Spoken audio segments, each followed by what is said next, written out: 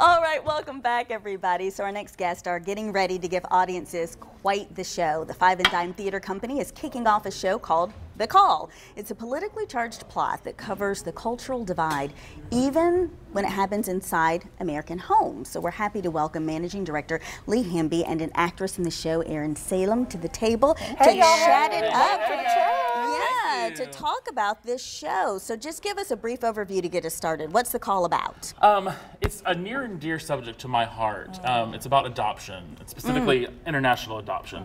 So it takes you on this journey of the trials and tribulations of a couple, Annie and Peter, that are trying to have a child, and they're having issues. So they decide to look into adoption and then international adoption. So they decide to adopt a child from Africa. Nice. And without giving you lots of the story, they have two best friends that are African-American lesbians that kind of take them on that journey of, have you thought about this, adopting a black child? Have you thought about this? So it really talks about race in a very interesting way, and it's just it takes you on an emotional roller coaster, definitely. Yeah. It's funny, it's poignant, it's important, it's a subject that a lot of people don't talk about, and very timely. Yeah. Would you say this is out of the norm for a Five and Dime type of show? No. So this is how y'all represent. This is how we roll. So All right, then, Lee. All right. we like to tell very strong stories that make you leave the theater really thinking about something that you haven't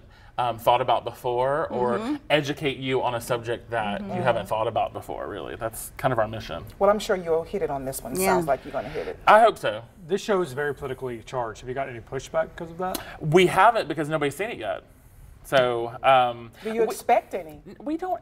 I have to knock on glass. We don't get that because our audiences are very receptive to the story that we tell. We don't tell a lot of fluff. Not that there's not a place for that. We have found it to work best for us to really tell those strong stories. So Erin, tell us a little bit about your character in the show. I play Annie, and she is the mama-to-be. Okay. She has tried to get pregnant for years, and like a lot of women in her late 30s, here's that biological clock ticking, and she decides, let's go for it. And she is one of the most human characters I've ever played. I can feel everything that she is feeling in the show because I relate to her. I get it. I understand the feeling of, I want a baby so badly, and then when you really entertain the idea of, can I really take somebody else's baby? What if it doesn't look like me? I don't know. And what are the cultural repercussions of that? Right. How do I help this child navigate the world in their skin? Exactly. When I may not understand fully that experience. One of the huge topics in this show that we keep coming back to is hair. And she keeps saying, well, I'll learn how to do her hair. I'm not worried about it. They're and YouTube videos. Yes, I'll learn. I'll YouTube it. And her friends are saying, you don't understand. Yeah. You don't understand what it means. What it means. And she doesn't. And I think truly I didn't either. That's what I was going to ask you. Have you learned some things? We all have. Nice. Absolutely. I feel like the whole cast has learned about each other from each of their own perspectives in a way that I don't think we would have had we not done this show. But I have absolutely, I mean, if we're just talking about hair, I have learned so much. Girl, the struggle is real. You hear me? I get it. So you relate to the role. Did that make it harder or easier to prepare for the character? I think in some ways easier because I'm a mom. I get it. I get the pull and the love, the unconditional love you know you're going to feel.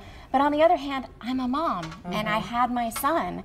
So I don't know the feeling of panic as to, am I ever going to be placed? And if I am placed with a child, are we going to bond? Am I going to know how to do her hair? You know, with all those. So I think there was a fair amount of, I had to fall back on my own momness to sit down in Annie and then really dig into what it would feel like if I hadn't had my son. What are you guys hoping people take away from this show?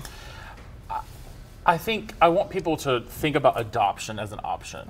There are so many children out there, here, everywhere, in every country.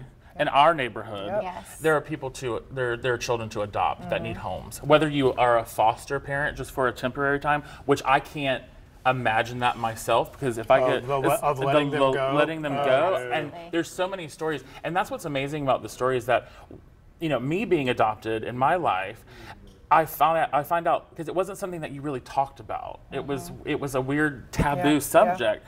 And now, as I'm older, there are so many people around me that are very close to me that I find out we have very similar journeys. And we did a whole video series, and we started them today, about people's that have been in the theater community and their adoption stories. And the first video is of a girl that was adopted by a single African American woman, but she had people that were white that wanted her, and the person that was helping with the adoption at that point, 20-something years ago, didn't think it was a good idea, and so she took it in a different direction and made it happen with an African American family instead of, because they knew the struggle that she would go through with it, and it's just amazing. And then we have another video coming out in a couple of days of somebody that just adopted just recently a black baby that is. She's white. Yes, it's just amazing the stuff just within the last couple of months that she's experienced with people in the grocery store. And it's crazy. Yeah, this is a deep. We could talk to you guys forever. Forever. It's just a really interesting subject. Yeah, and listen, thank you all both for joining us and kind of opening up the little can of worms so people want to dig deeper into it. We want to let everyone know you can see The Call at the Five and Dime Theater starting August 11th, running through August 27th. For tickets and showtimes, visit thefiveanddime.org. This is sure to be a great one. Thanks, guys, for coming. So coming up next, Noreen Young is answering all of your beauty questions. Yay! We've got some helpful tips to keep you looking fabulous when we come back.